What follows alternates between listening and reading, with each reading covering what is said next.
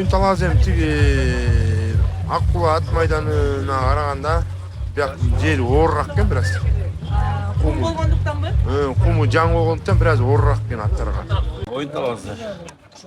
Жаң поле болгонуна байланыштуу оорураак экен.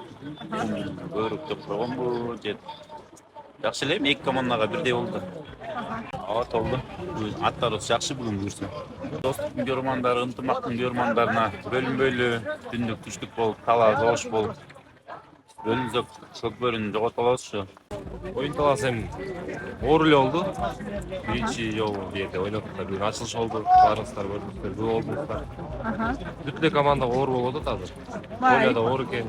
Биякта мен деген Улакчы байкелер бар, Султан байке бар, Аскат байке бар. Күчтүү команда болчу. Биздин аттар ортодон алып, ошо ортодон кичине oyunu sürü desek болот.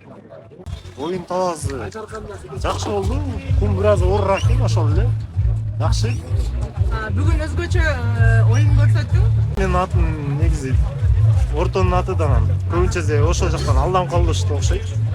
Жаң ат майдан жакшы жерде экен. Ошол жерден көп тойлор боло берсин, жакшылыктар боло берсин ошол жерде.